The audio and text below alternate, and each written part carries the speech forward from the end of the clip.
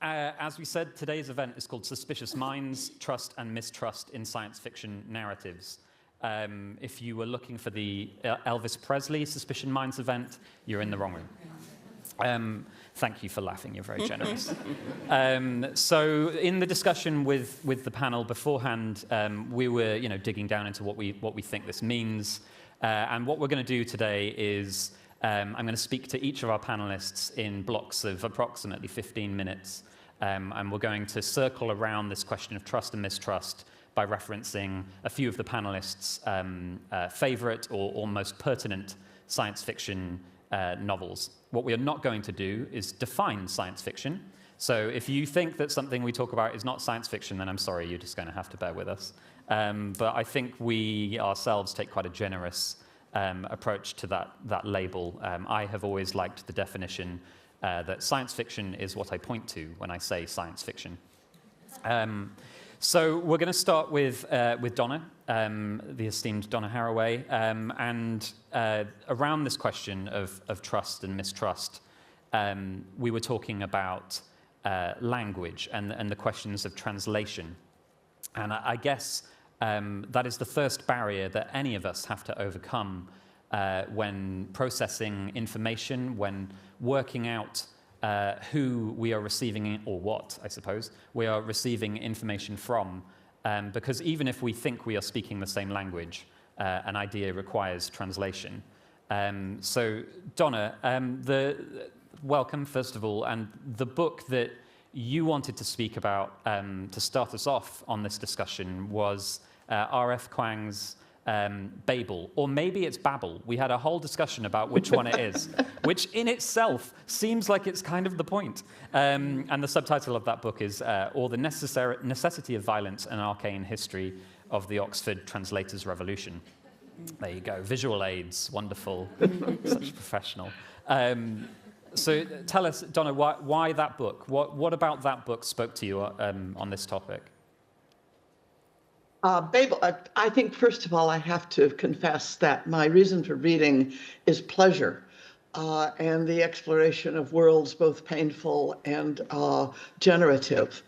Babel is a book, Kuang's book takes us back to before the First Opium War, to that period of British imperialism, and the use of young people trained up in a special academy, the Tower of Babel, as translators who are charged with using silver bars and taking a word from one language and finding its paired word from another language in order to be able to release the meanings in between, since no translation is ever perfect.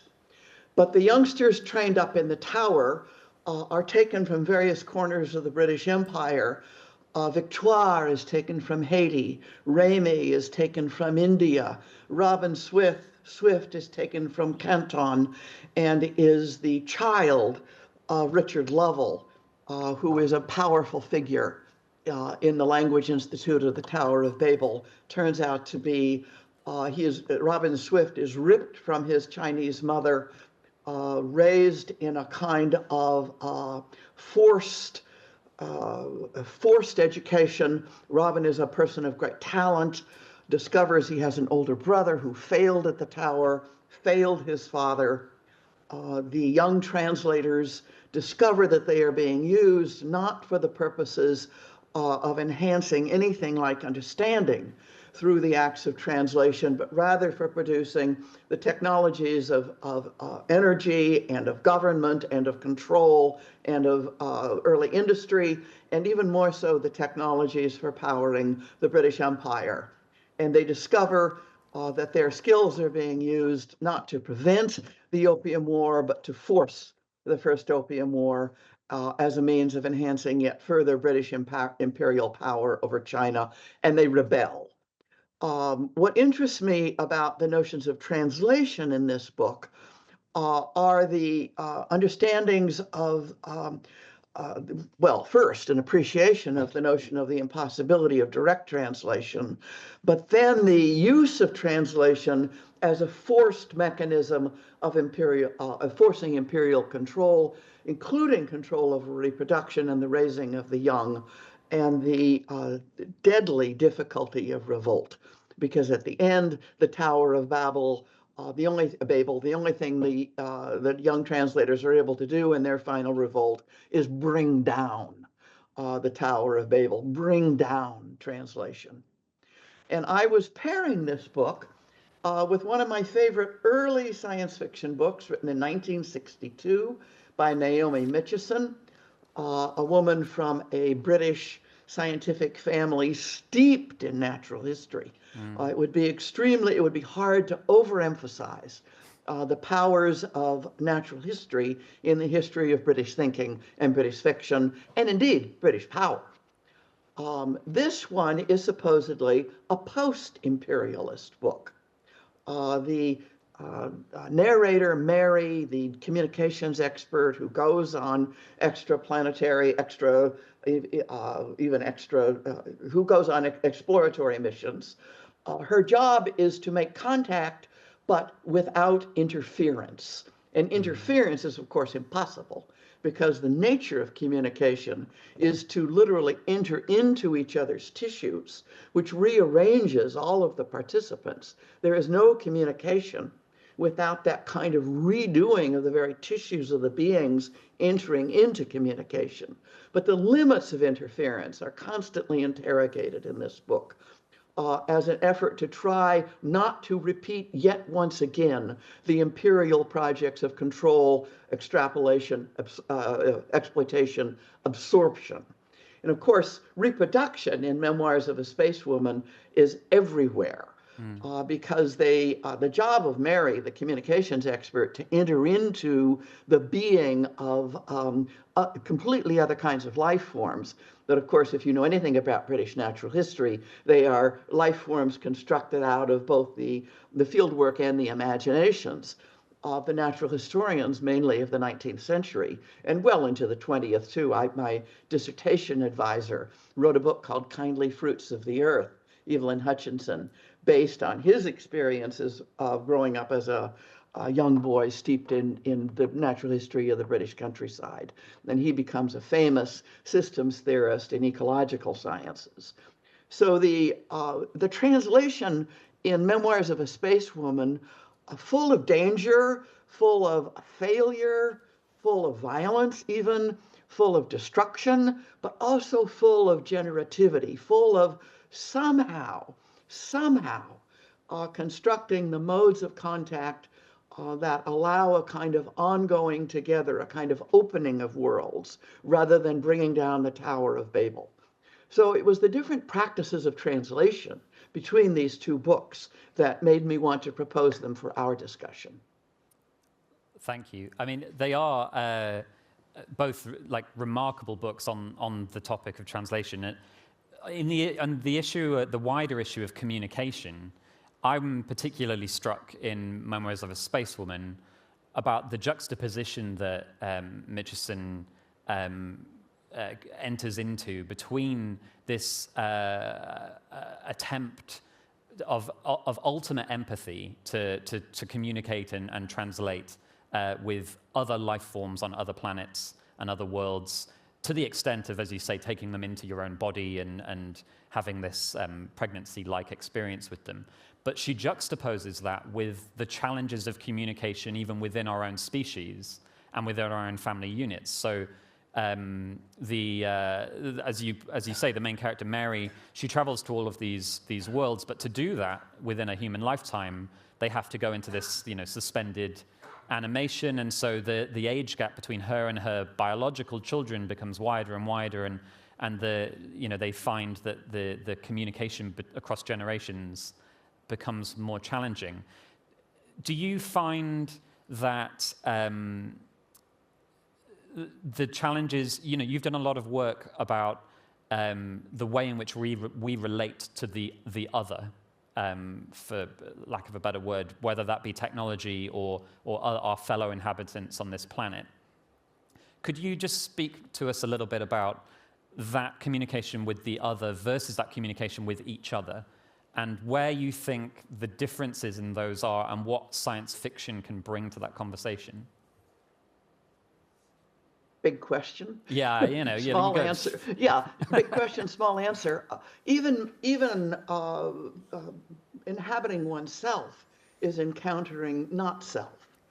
That there is no innocent or pure or not. There is no such thing as a kind of direct understanding, including of oneself, much less of each other. So that I think that all acts of communication are acts of encountering strangeness and learning somehow to become somewhat more open to strangeness, which is always both alluring and threatening. It opens up worlds. It undoes previous worlds. And that kind of thinking about communication, whether you're speaking of built technologies or natural worlds, or of imagined worlds, or of human socialities of many kinds. And one of the things I like about Memoirs of a Spacewoman, the way the book does the time dilations and the time blackouts, so that people then inhabit disjunct times with each other, including parents and children. The questions of the limits of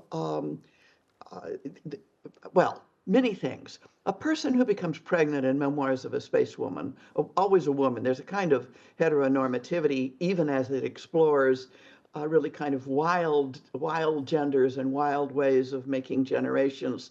There's a kind of root heterosexuality and heteronormativity, which is quite jarring to a 2020s feminist, but in the 1960s was really quite amazing. But the way that the interference, the kind of interference which is not okay, also includes the interference between parents and children, with the impositions of parents on children.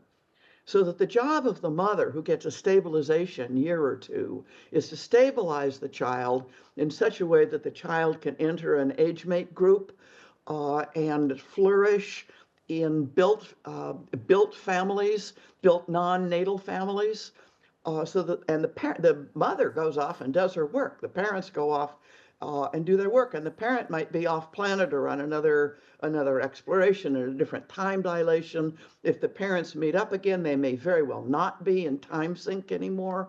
One would have aged more than the other, so on and so forth. All these disjunctions are very important in Memoirs of a Spacewoman. And that interests me a lot in terms of my politics of making what I call odd kin, making kin otherwise, including biobabies, for sure, including all kinds of ways of making generations that could somehow flourish in less destructive ways than the heteronormative nuclear families that emerged out of the age of racial colonialism and imperialism.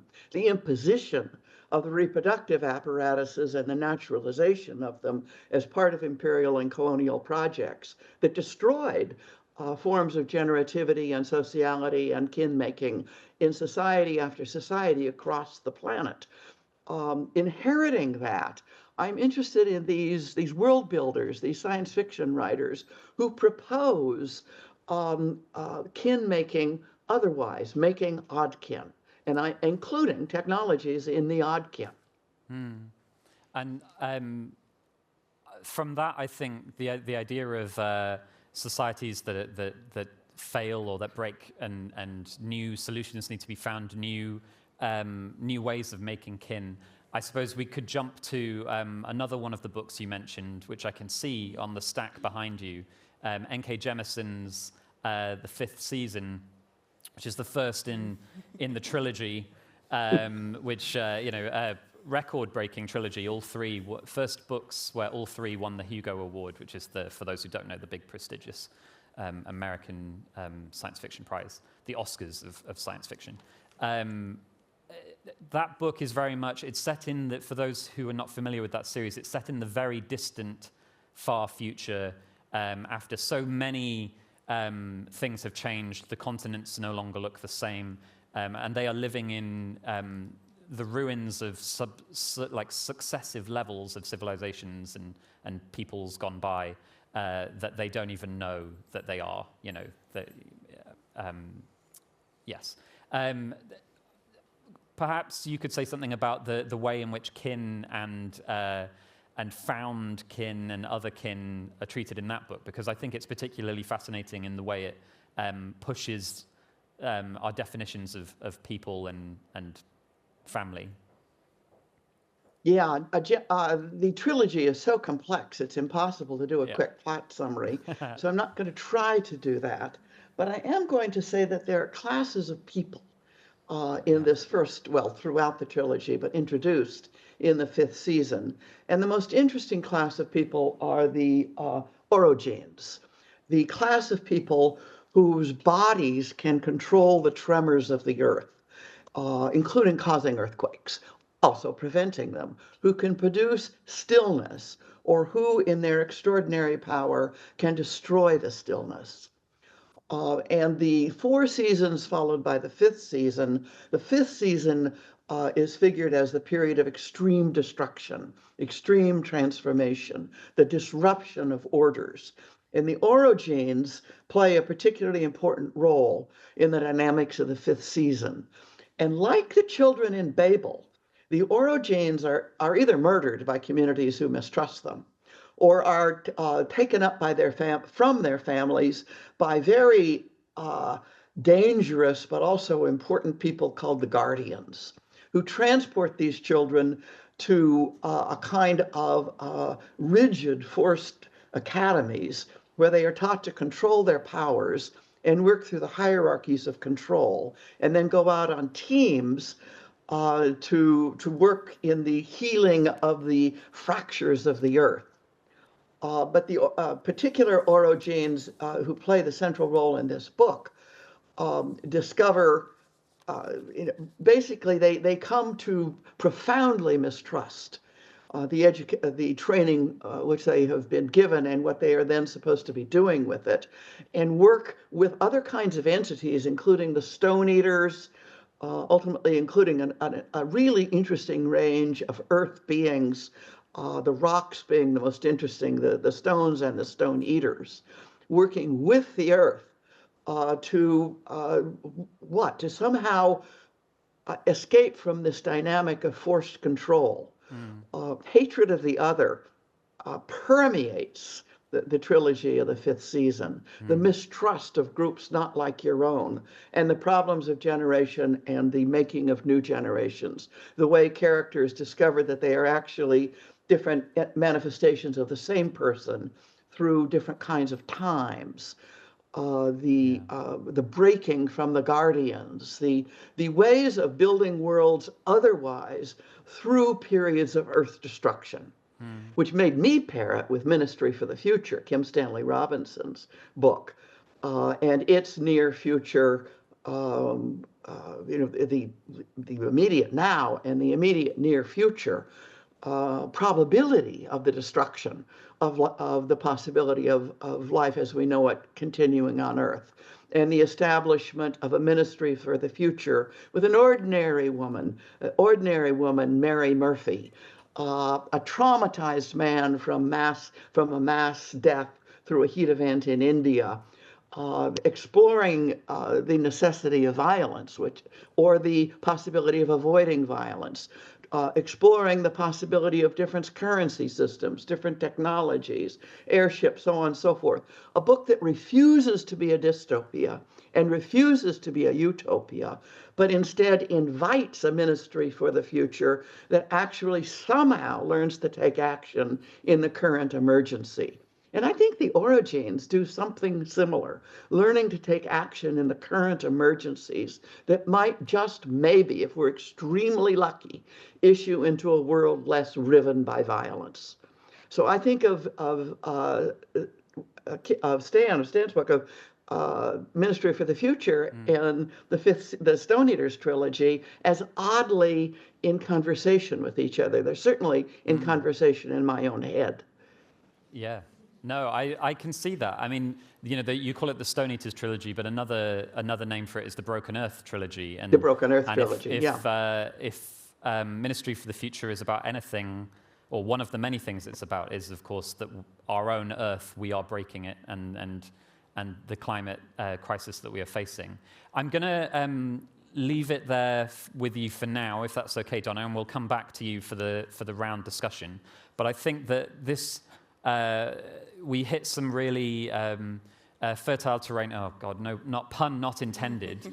About pregnancy and kin and climate change, which both of which, or all three of which, I know are very much themes of your research, Anna, and the books that you suggested are particularly pertinent to the blending of the question of pregnancy and traumatic pregnancy, and I suppose the traumatic reality of our changing climate.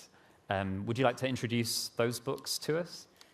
Yes, thanks, Glenn. Maybe first I would say it's so fascinating to listen to you talk about this, Donna. Obviously, for those of you that might not know, I'm sure that everybody does, Donna Haraway's work is like the water we all swim in as science fiction scholars. So, so there's so much I'm listening to here that I'm like, oh yeah, of course, that's why that my thinking goes this way. So it's just been great to listen to this. And I'm thinking as well about how in my project working on traumatic pregnancy, it's always been my intention to focus on the act of like birth and the blood and the kind of, this actual like moment of a traumatic birth.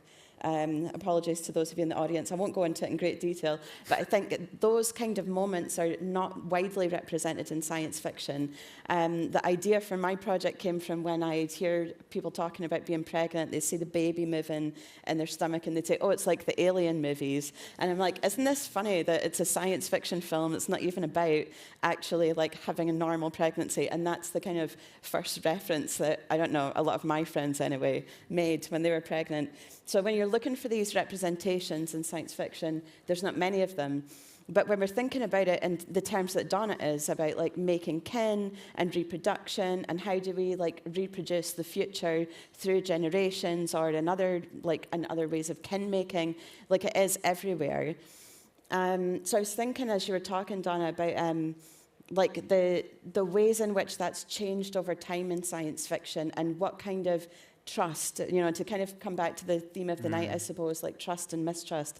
Like how do the different moods of like science fiction speak to that? And I was thinking about, originally maybe we had Naomi Mitchison's brother, JBS Haldane. He wrote this like kind of science fiction type science text about what would it be like to produce babies outside of the womb. And he's kind of coming out of this 1920s moments of eugenics. So really like the kind of control that Donna's talking about, like, that we could relate to issues like empire and things like that. That's really like the kind of guiding theme, I think, when we're thinking about reproduction in that period of science fiction. It's all about, eugenics. And again, the woman's body is quite hidden. We've got like a conveyor belt in Brave New World that these babies come out in. It's not actually, like, it's quite divorced. And even in like early kind of feminist texts about utopias, I think like Herland by Charlotte Perkins Gilman, I don't think we see a lot of like bloody births happening. It's just like, there's like, totally. So it's like this theme of control. And what does that say to us about the future? That the future is this place that we can think about and we can shape. So there's a belief in a future there. There's trust that there's going to be a future. And not only that, but it's a thing that we can intervene in and we can shape. And then coming forward into maybe like 60s, 70s, like the Naomi Mitchison book that Donna mentioned, Memoirs of a Space Woman, and other of these texts, like I thought it was really interesting that you hit on empathy. So again, like maybe like a utopian idea of a future, but one that you can approach with communication, and that's going to be our way of shaping a better world. So again, there's a belief in a future. But what do we get now in some of the texts that I'm looking at? Let's, definitely not utopia. Let's go there. Body horror. The texts that I'm looking at, and they're dealing a lot with pregnancy as that kind of bloody, visceral experience, and they're dealing with climate change as well.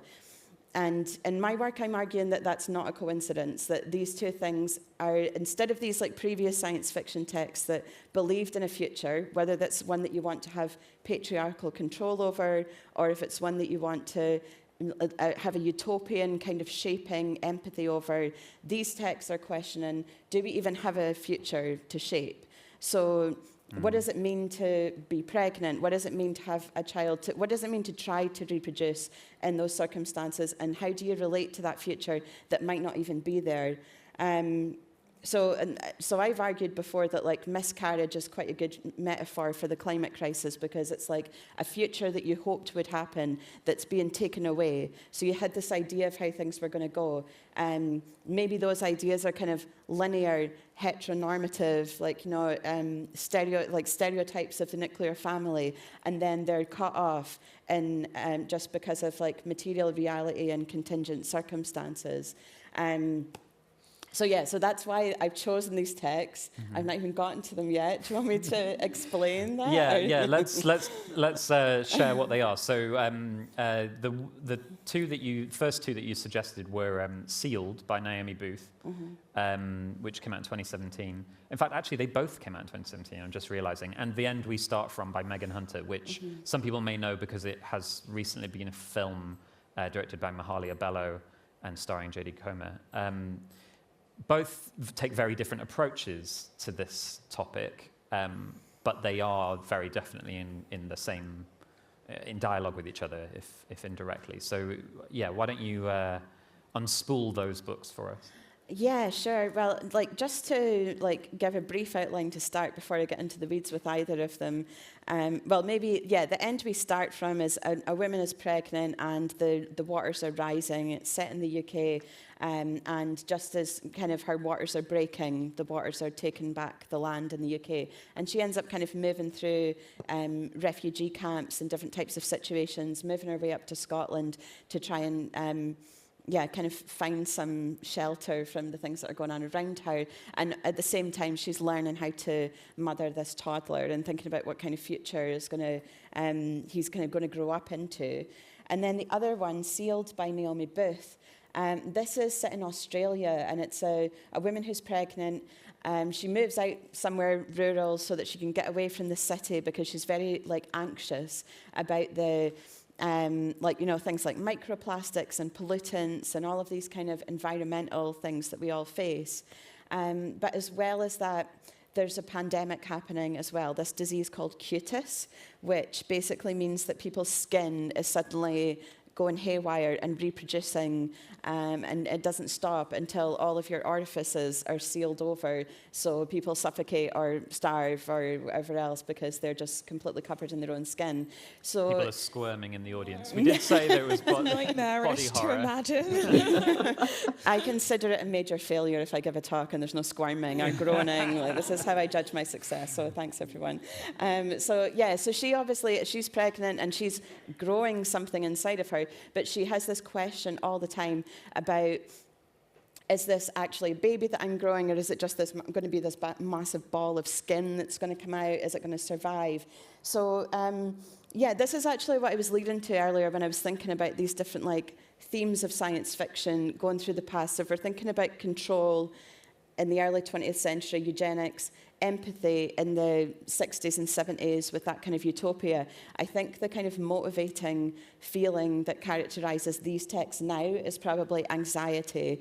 And it's a really nice, especially in Sealed, a really nice kind of connection there between postnatal anxiety, as we would understand it and know it, and a kind of climate anxiety, and these two things really come together in that text in particular. And it speaks to a lot of what Donna's saying here about, the character in this book kind of questions whether the pandemic is a response to all of these toxins in the environment. Maybe this is our bodies trying to shut down the porosity of the body so that it can protect you. But in the process of protecting yourself from the outside, you die.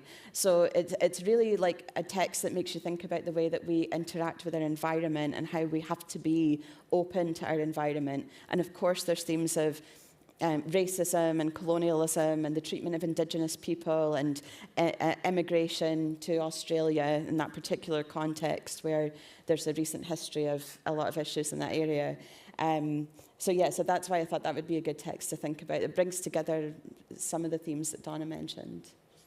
I think the idea of anxiety is a really powerful one, because we talk a lot about climate anxiety and that we're all aware of this disaster, but that we all feel powerless to be able to influence it. But science fiction has dealt with anxieties before. There's a huge influence of Cold War fears of eradication on decades of science fiction. What do you think is different about this moment and the kind of anxiety that you see in contemporary science fiction, and that issue of trust and mistrust? Oh, that's a very interesting question. I think, obviously my main focus is on like reproductive trauma and reproduction and things like this. So I would probably say that in terms of the text that I look at, there's a big difference, because it's much more about the actual experiences of women in a visceral way, trying to represent things that have actually happened to them, and also to make that wider claim. This isn't just like introspective to talk about postnatal anxiety or to talk about the fact that I got cut open and didn't feel like I had a choice in that moment, or whatever else has happened. It's not an introspective, individualistic thing. It's something that can be related to these wider existential issues, and I think that's something that we've not seen as much in science fiction before. There have definitely been anxieties, and there are, and about the body and things like this, like that are very relevant to what I've been speaking about. But I think what interests me the most is the way that those personal experiences that have never really been so central to science fiction are coming out in a way that has that wider relevance. I think that's really interesting, and maybe something we can pick up on later. There was another book which you said you wanted to talk about, which takes us in a slightly different direction, but Anna is definitely not a one-trick pony and can talk on many other topics and elements. What it has in common, I think, particularly with the way that you were talking about Sealed, is I think that so the book is Conquest by Nina Allen, which was published in 2023, and I think there is a common theme. Certainly, it is a book about mistrust. And trust and what your information sources are, but in that sense, it's also about infection and Sealed being about that fear of physical things like microplastics and chemicals and whatnot. But Conquest is about information infection in a sense. Unless I've completely just blown all of your points by giving them away. Why that book? What was it about that book that appealed to you in this context? Well, one of the things that we were asked to think about today was about, how do we trust? What do we need in order to trust? And you need to have reliable information sources in order to have some trust. And as I'm arguing as well, you need to believe in a future as well in order to kind of work towards something. But this text by Nina Allen, Conquest, it's about this, and this man has gone missing. He's a kind of middle-aged man who's kind of keeps himself to himself. He has a girlfriend, but he's quite, isolated. And suddenly he goes missing, and they figure out that he's been in contact with these different people on an internet forum, and they've kind of, correct me if I'm wrong, I might be wrong in the details, but they've kind of come to believe that there's this science fiction novel from years ago that kind of is predicting the future, and that's actually a kind of secret. It's like a conspiracy theory, basically, that structures the world. And he's gone to go and join these other people and almost into a kind of cult. So I was really it's kind of a joke in my family how obsessed I am with Nina Allen. There's one year I got 5 copies of her book and just gave it to everybody as presents. So I partly wanted to talk about it just because I think she's great, and I recommend that everyone goes and checks out her stuff. But it was also, like Glenn's saying, thinking about how information can infect us, can change the way that we view the world, and how do we respond when all we have is conflicting narratives? Like, there's not one consensus reality anymore. You know, when we started talking about, we in the world, in science fiction, when we started talking about the internet, we talked about William Gibson's consensual hallucination. Mm-hmm. And now there is no consent, there's no mutual hallucination, there's all of these different conflicting narratives, and people can basically choose their own adventure. So this seemed to me to be quite a crucial point when we're thinking about narratives and their importance when it comes to trust and how you navigate the contemporary horizons, yeah. If I were a smarter event chair, I'd also find some way of connecting it to Babel with Donna, because the book within the book that they believe contains the secrets to everything is called The Tower, I think. So there is. Oh my God, just like that. There's probably something there we can talk about, but let's work that out later. I think, and now I'm going to thank you, Anna. I'm going to turn to Temi, and obviously, Temi, you're bringing a different perspective here, partly because you are also a practitioner of science fiction. So you are an author and a writer of amazing science fictional worlds. So we can talk about that and how that, these ideas influence your practice. But you wanted to talk about a couple of books from the point of view of this trust or mistrust in technology and how that comes into our lives. So yeah, how do you want to start us off? Which one should we start with? Yeah, well, I was just quite interested in talking about trust, mainly because I feel like a lot of the representations I see of technology involve mistrust. And I think just from a practical perspective, like when you're writing, having a technology come out, everyone trusts it, and it turns out fine isn't a great story. Yeah. So I can understand why. And they all lived happily ever after. Yeah, but I felt like a lot of the science fiction I was reading kind of had this sort of like edge of like cautionary tale, and that seemed to be quite different from what I was reading that like people from Silicon Valley were writing about. Like recently, there's the CEO of Anthropic wrote this essay called "Machines of Loving Grace," where he discusses about how like AI could actually be like benevolent and kind of push us forwards. And I'd read, so he has an updated version, but part of what I was thinking about was Ray Kurzweil's "The Singularity is Near." And I mean, he's a real like kind of techno-utopianist. He believes that you need to live long enough to live forever. So like, if you can live to a certain age, technology will help you to live slightly longer. And he calls it, I think it's like longevity escape velocity. Mm-hmm. Yeah. And I think like, I felt like it had an almost like religious fervor. Mm-hmm. So yeah, I was kind of interested in exploring that it's almost like for some groups of people, like its own religion. Which is why I chose Don DeLillo's 0K, which you have corrected me, came out in 2016. 2016, yeah. Yeah, because I think I read it in 2020. But it's about a tech CEO and his wife is dying of cancer. And they joined this community in the desert somewhere in the US. And they believe in cryogenics. I mean, this actually exists. You can do this. You can freeze your body in the hope that in the future your body will be revived. I would say when we talk about what science fiction and what isn't, since this technology does exist, I personally wouldn't describe it as science fiction. Half of it exists. Yeah. The defrosting half, not so much. But in this book, they're a community that basically built up a religion on really believing that they're going to come back to life. So yeah, I was interested in reading from it, but I don't know how much time we have. Yeah, so do please share the extract. We were trying to work out how best for you to do this. Anna volunteered to be. It was very kind of you. I'll just try and do it with one hand. I decided to forego the wireless mic and then realize I might regret it. This is the scene where the main character is speaking to the wife of his stepmom, basically, who's about to die. She's dying of some kind of degenerative disease. They don't exactly explain what it is, but she's describing when she had her cataracts removed and she could suddenly see the world as really beautiful.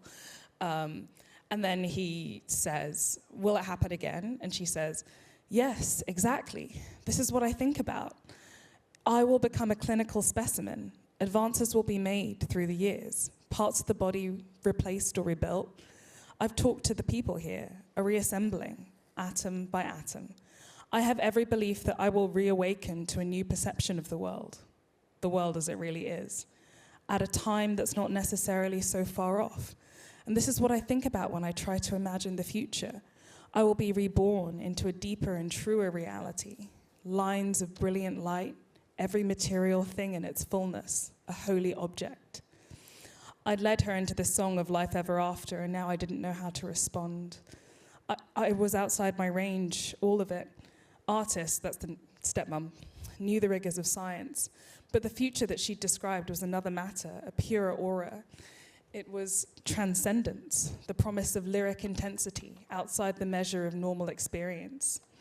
Do you know what procedures you'll be undergoing, the details, how they do it? I know exactly. Do you think about the future, what it will be like when you come back? The same body, yes, or an enhanced body, but what about the mind? Is consciousness unaltered? Are you the same person? You die as someone with a certain name and with all the history and memory and mystery gathered in that person and that name. But do you wake up with all of it intact? Is it simply a long night's sleep? Ross and I have a running joke. Who will I be at the reawakening? Will my soul have left my body and migrated to another body somewhere else? What's the word I'm looking for? Or will I wake up thinking I'm a fruit bat in the Philippines, hungry for insects? The real artist, where is she? Drifting into the body of a baby boy, the son of local sheep herders. The word is metempsychosis. Thank you. I didn't know what was around us in the room. When will it happen? I asked. The day after tomorrow, or is it tomorrow? It doesn't matter, she said. Days have no grip here. Yeah. I found it really interesting because the way that she speaks about her trust in the technology seemed to align with like lots of different religions, sort of like the idea of reincarnation, or the way that Judeo-Christians might talk about heaven. But it all has to do with this faith in material science, but like technology that hasn't yet been realized. I found that quite interesting. Which, if we're allowed to kind of indulge ourselves in slight spoilers or teasers, I suppose is more accurate, is a theme of what your forthcoming book? Oh, no. No? Yeah. No, well, in my last book, More Perfect, yeah. Yes. Yeah. Which has come out if you guys want to buy it. Sorry, my mistake. Yeah. It's set in the future, like slightly in the future, where you can opt to have your brain connected to the internet, and also a kind of like neural network of other people's minds. So two of my characters fall in love and they like share each other's memories or go into each other's dreams, and it kind of like enhances their intimacy. And I have basically the UK. Quite a lot of people do it in this world, and the UK government is going to have a referendum on whether or not everyone should do it. And my characters fall in love, but they're on either sides. One of them is like a neo-Luddite, and she's kind of been radicalized to like committing acts of terrorism across London to stop this from happening. And the other one works for a tech company. And I was thinking a lot about these kinds of characters, the people who believe like the future's around the corner and it's going to be amazing. And the CEO of this company believes that once we can merge all of our minds, there'll be no more war, it will be perfect love, and also we can live forever because you're not attached to a physical body. So he's like, once we have total adoption, which is everyone has this technology, then we'll be living in the future in utopia. I was just quite interested in exploring either side of it, but I really didn't want to do it the way that like a lot of sci-fi I've read has, which is like, technology seems great, actually it's terrible. Yeah. So in the writing, I really tried to be kind of like really embody both viewpoints and not ever come up with a sort of solid conclusion about what's right or wrong. Yeah, it is an interesting point about science fiction, which is like a literature that is all about science and technologies, but is often anti-technology. I mean, it's a classic example being the entire works of Michael Crichton, and like who seems to absolutely hate and distrust scientists in all of his books. They are always idiots who stretch too far and then something bad happens, as Jurassic Park, etc., etc. But yes, that is not our true relationship with technology. Like we live in a technologized society, and on the whole, we take things up quite smoothly, for better or worse. Do you think that science fiction is misrepresenting our relationships with technology in a way that's harmful or holding us back, or? I don't know, because I think about this with AI. Like before anyone I knew had like a personal interaction with, say, like a large language model. They would say, well, have you watched Her? Yeah, that's what it'll be. And or like, have you seen Terminator? Duh. But I realized like that's not actually how we make decisions, because those same people will go, yeah, but it's just, I had like 10 emails to write and it wrote them for me. So I think that actually, even though I don't think that we make decisions about what to use in our daily lives. I think we like to think that we come at it from a philosophical perspective, but I think pretty often it's sort of practical. It's, well, it's Christmas Eve, and if I order from here, it will come tomorrow. Or my friends are doing it, and they're cool. So I tried to have like a lot of my characters in the book, definitely. Just, it's kind of practical, the reasons that they decide to do it. And I feel like even though we live in a world that's sort of informed by science fiction, I don't see people make decisions like that. Like, that's true. So, yeah. I'm going to open things up a little bit, and let's try and get some three-way conversation going on, although it's always interesting to try and do it with someone who's remote. So let's throw that over to you, Donna, because, as I said, your work is so much about the relationships that humans have with technology. I mean, the Cyborg Manifesto is a work that has influenced, as Anna said, it is the water we swim in. Would you agree with Temi's kind of analysis of our relationship with technology versus how science fiction sometimes portrays it? And what does that say about our trust in technology and the people, and I guess crucially the people who create it and control it? Yeah. Well, Temi, I think one of the many things I liked best about what you were doing is that you're a both and kind of thinker and writer and proposer. And that what initially appears to be some kind of technological escape from embodiment becomes an exploration of quite different possible entities that could come of what appears to be this lust for the transcendence and preservation of individual identity. One might be a fruit bat.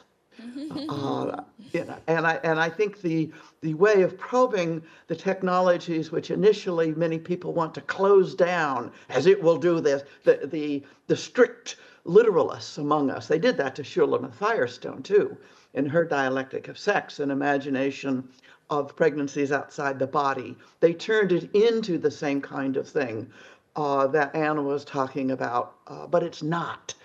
The kind of both and imaginations really attract me. But I'm also thinking about two existing technologies around the question of death right now, which seem to me definitely tied to coming to inhabit being a mortal creature of the earth versus trying to escape the earth into some kind of disembodiment, which no longer is of the body, of the earth, of the blood. Me, I'm a lover of the slime types. But I'm thinking of after my death, I will be composted and sent off to a forest project that's replanting trees. And the idea is to use quite advanced technologies that are quite low energy footprint, that don't, not like cremation, which is a very high energy footprint, et cetera, et cetera. And I will be composted, and some of that compost can go to my family if they want to use it for their own potting projects. But most of it will go off to a forest. And I believe that no longer my molecules will be transmuted into the creatures of the forest. The soils, the microbes, the fungi, the plants, the animals, the whatever. And this is for me spiritually extremely satisfying. Or I could go to the desert and get frozen in a cryogenic project. This is actually a possibility. It costs a lot more than being composted. And for me, these are both intimate relations with technologies and with earthliness and with mortality, but they are very different notions of either holding on to identity, at least somehow, versus opening up to the molecules becoming otherwise. The children will not be the same as the parents. The future will not be what we now know, a kind of opening up to possibility. And you can see where I come down on this. Which one sounds more? Yeah, I mean, I guess I want to be a tree. Yeah. Well, we talk a lot about the singularity moment in science fiction and the Silicon Valley types and things. And I guess what you're talking about is uploading yourself to the Wood Wide Web. So you're having or downloading myself actually by going into the soil. So a singularity with nature, perhaps. Which, I mean, I guess there's that intimate bodily relationship with nature is very much a theme of the pregnancy texts that you spoke about as well. Yeah, it's really funny actually. Temi, what you were saying there about, do people actually read science fiction and it actually puts them off things or discuss them? There is actually some people working in bioethics that think about pregnancy outside of the womb, ectogenesis. And I'm thinking especially of Evie Kendall. Don't know if she'd be online, but hi if you are. Evie writes about how science fiction portrays these things as really disgusting, like in The Matrix. He's kind of in this tub and he's all white and he's all gooey and he's got plugs all down his back. And she's like, oh yeah, this is not helpful because actually ectogenesis would save women's lives because they wouldn't have to carry pregnancies inside their bodies. Maybe it's something we should be working towards. And science fiction's just making everyone all squicked out, and that's why we don't have it yet.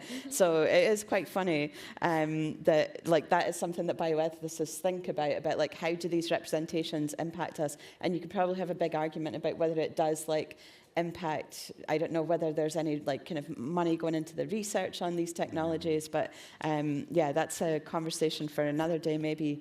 Sorry. But why do people? Is it that people are trusting the fictional representation of that technology more than the scientists presenting it? Or is it that we are naturally kind of mistrustful or skeptical, perhaps is a better way of saying, of that sort of technology when it is pushing against something that we feel is so of human as birth? This is a really interesting question because you could argue that, science fiction's the thing that we shouldn't really trust because it's just spectacular and gory for the sake of it and kind of, just try to get a rise out of everyone. But then when you look at scientists who are actually working on this technology, which I've been lucky enough to come into contact with people who study this as part of this project that I work on with University of Lancaster, the Future of Human Reproduction project. There are actually these biobags that are in development at the moment where they've managed to take out these lamb fetuses from their mother through C-section, put them into these bags and gestate them to term. I've seen the pictures. It's like a fleecy lamb, just about to be born. Yeah, it's incredible. The pictures are crazy because they're see-through plastic bags, so you can see these lambs in there. Google lamb biobag and you'll see a picture if you want to. And I should have thought of that in advance. We could have got Donna to hold up a picture or something right now. But when you look into this, and she's trying. Hang on, it's going to happen. That would be a nice surprise. Oh yeah. So this is all very hearsay because I'm just kind of basing this on things that I've heard at events and things like that. But when you look at the scientists that are working on these technologies, they kind of try and frame them as being this is an extension of an incubator. It's kind of a new type of an existing technology because it makes it easier to argue for the fact of we don't really need a whole new ethics kind of thing to be considered, because this is just like more of the same. No, try again. I meant I lost it. Yeah. Go ahead. Lamb biobag, Donna. Yeah, I had it, but then it disappeared. Go ahead, I'm listening. So these scientists do have like vested interests and like that are based on like how do they get their funding and things like that. Yeah, of so course. how much do we trust the Wachowskis and their portrayal of ectogenesis in the Matrix? Do we trust the scientists that are trying to push forward their careers? Yeah, like There you go. There we go. Yeah, you can see it in there.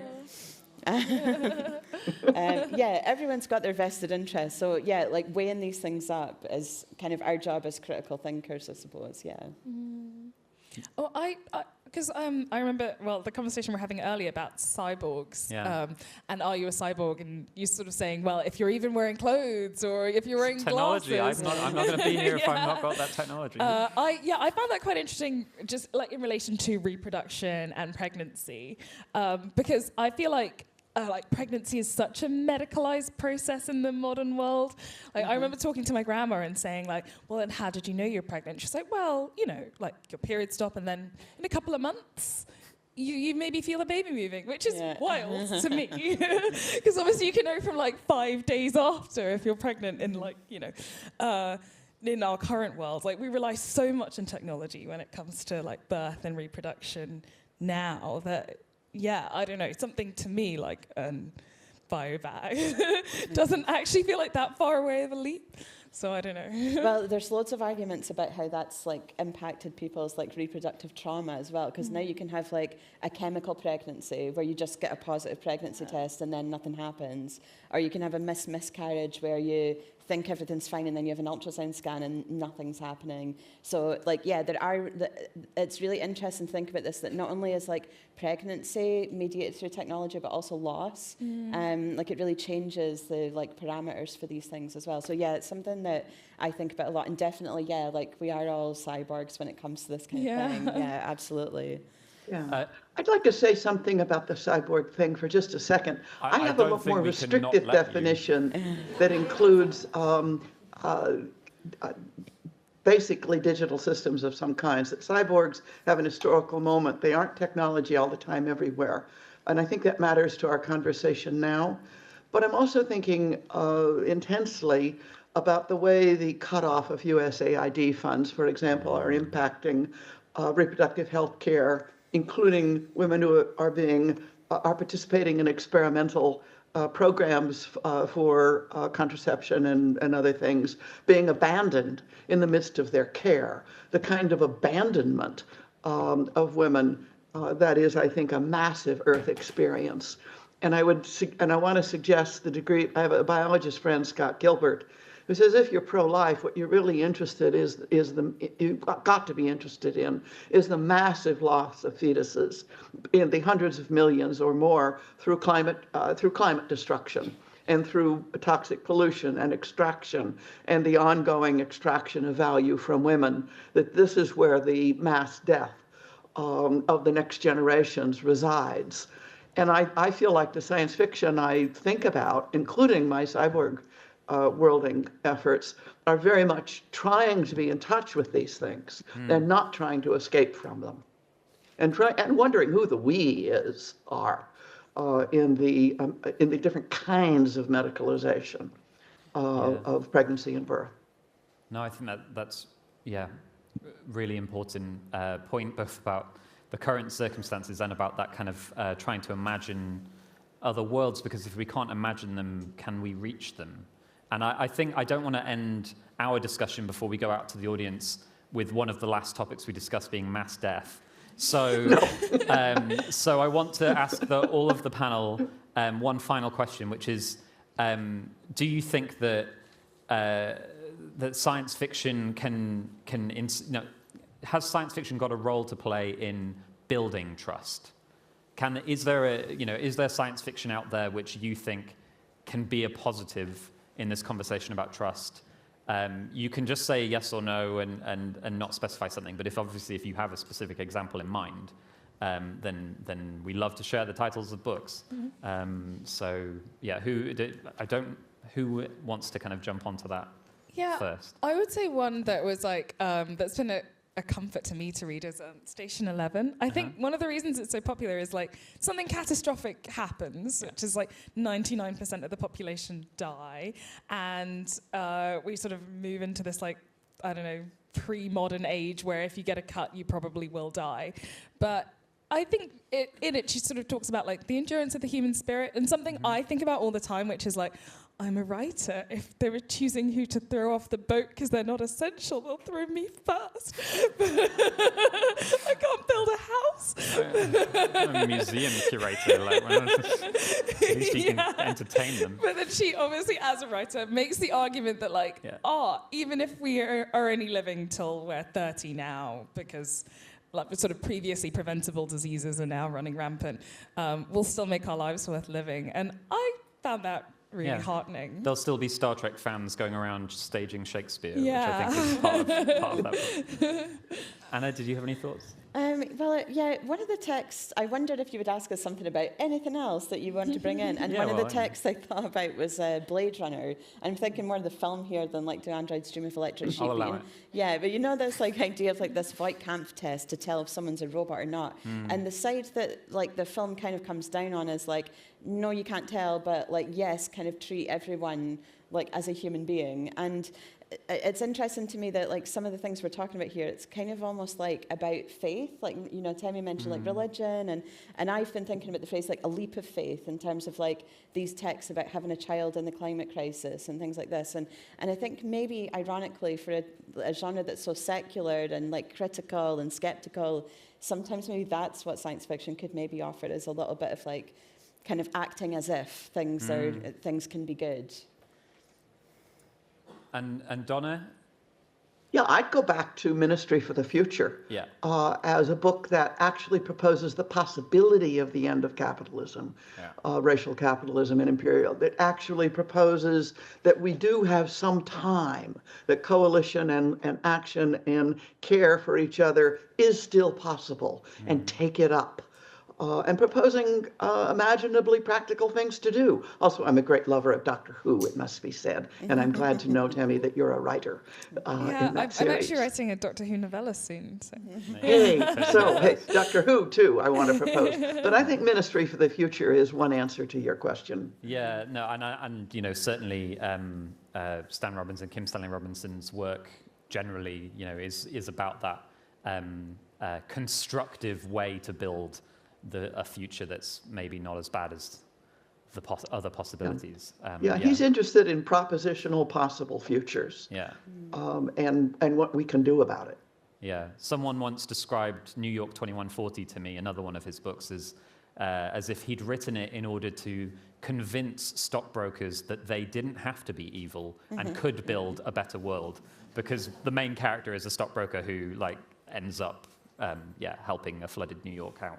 So it's Anyway, thank you very much to all three of my panelists for that really interesting discussion. I think there's so much more we could talk about, but I am conscious of the large clock that is facing me, and that officially we only have 9 minutes for Q&A, but I'm going to see how much I can stretch that out a little bit. But so if there are any questions for any of our speakers, this hand in the middle here went up really quickly. We are also able to take questions from our online viewers, who greatly outnumber the people in the room, but I will try and be balanced. 1, 2, 1, 2. Yeah, sorry. Anna, you're interested in body horror, so I hope you noticed that the subtitles up on the screen there said that you were obsessed with Nina Allen. But do any of the panel see any possibility in technologies failing or making them deliberately fail? As in the technology being sabotaged? Yes. Oh, yeah. I mean, yeah, that's definitely a theme I'm interested in. One of the things I was thinking about was like the machine stops. And, Ian Forster. Yeah. I spend a lot of time thinking about how my whole life is like built on like a bubble of technology, and I don't know, simple things like where basic foods grow, like how to identify what's poisonous in the wild. I would find it hard to do without the internet. So yeah, I do think quite a lot about that. And yeah, in my upcoming book, I was thinking about like sort of civilizational collapse and people trying to like, I don't know, like build a life and survive, yeah, in that world. So yeah, I do think about it.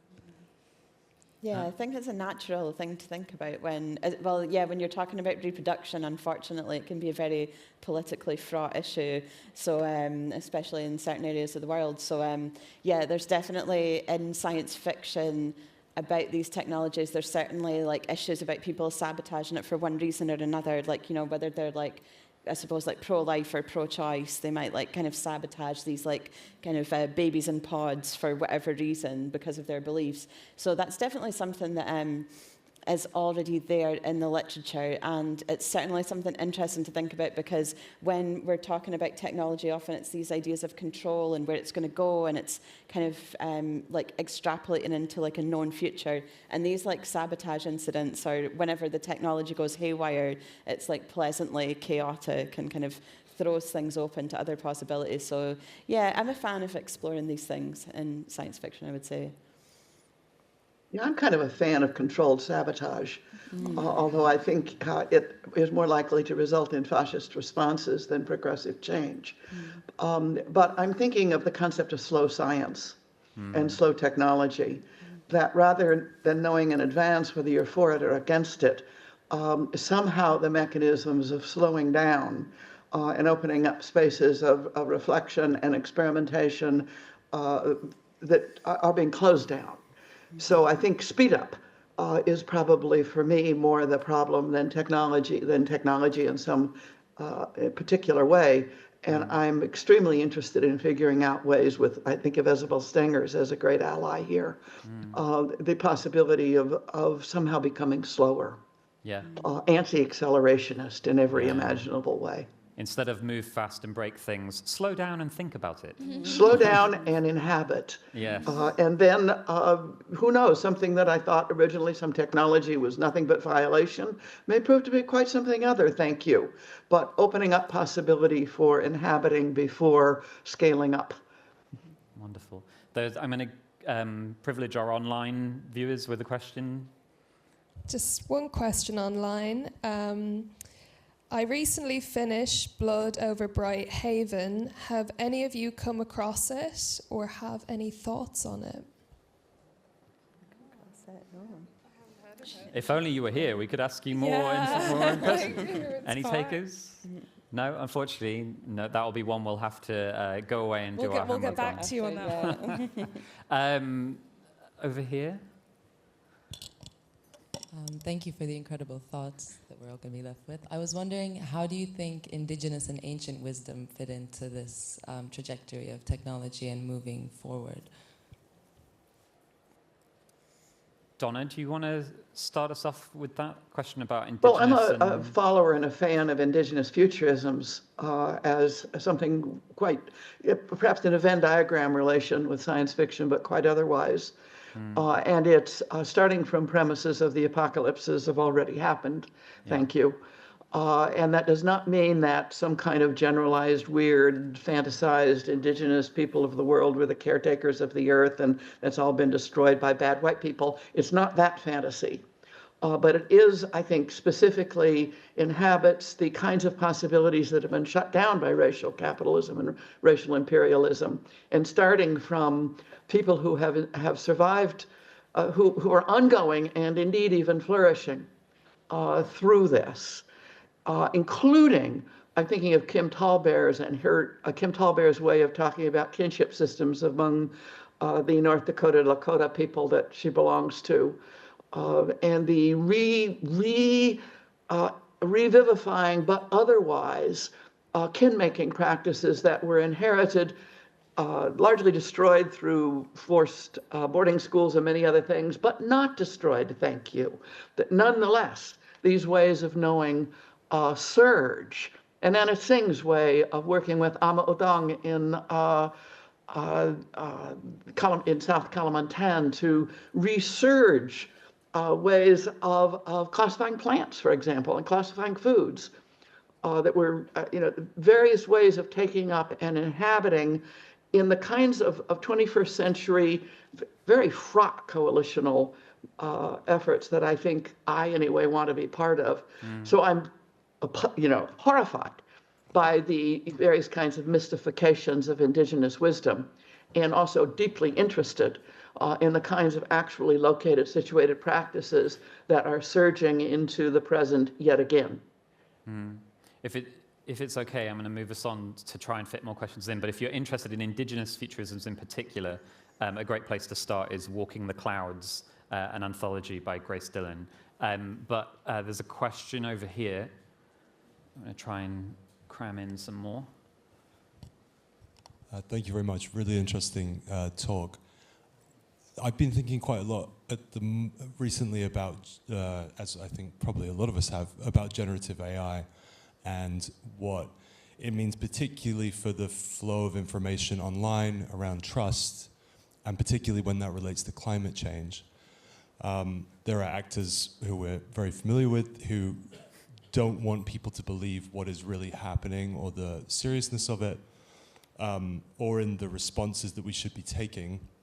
So there's two sides of this. One is how do you foresee AI being a tool that can misinform, disinform, and or inspire? Because the other side of generative AI is it allows us to see futures, build futures very easily, in which possibly we're overcoming some of these problems in ways we can imagine and visualize that we are seemingly unable to do otherwise. So I'm interested in the panel's thoughts on the positive and negatives of generative AI for climate and the future. Temi, I think you're our most optimistic about tech I do here, think quite a lot about AI. I don't have thoughts specifically related to climate, but definitely to trust. Because I was sort of reading where someone was talking about how, well, now if we see a video, we don't know if we can trust it, or if we see a picture, we're not completely sure we can trust it. And then a point of view I found quite interesting is there's kind of a small moment in human history where we could see some evidence and go, oh yeah, that's trustworthy. Before, it probably would have been hearsay or whatever the newspaper was saying, and maybe we're actually just reverting back to that world where we're going to have to just use our critical faculties any time we're confronted with information, which could be a positive direction, that it could be positive, I don't know. Yeah. I mean, I suppose I should ask, as a writer, do you worry about generative AI? Oh, literally every day. Yeah. I actually do, yeah. I don't really know what to say. I put you on the spot, it's fine. Am I optimistic? When I'm optimistic, I think, well, what do I love about a book? I like that, it's a way to have a relationship with someone who died maybe 100 years ago. And if I see something represented in fiction that I felt a thought only I've had, I feel a connection because I'm someone else in the world has had this. Yeah. And that feeling, I don't know, that's sort of essentially human. That's sort of when I feel optimistic. And then when I don't, it's that people don't like paying artists anyway. And now they can get art a lot cheaper. Art. Yeah. So I don't really know what to say. Let's stick with the positive. Yeah. And I think it's also a nice note that kind of does, in a way, sum up a lot of the conversation that we've had, which is about that connection that you're talking about is empathy, and empathy is the connection that we have with each other and with the world around us, and it feels like that is a theme that has united a lot of our conversation, and that I don't know if science fiction is going to build trust or mistrust, but if we are going to navigate into that future, then maybe empathy is the biggest tool that we need, and maybe science fiction can do some work to help build some empathy, and we'll see if that leads to trust. So that's the note I'm using my chair's prerogative to end on. Thank you once again to my amazing panel of speakers, Donna Haraway, Anna McFarlane, and Temi Oh. And thank you everyone for coming.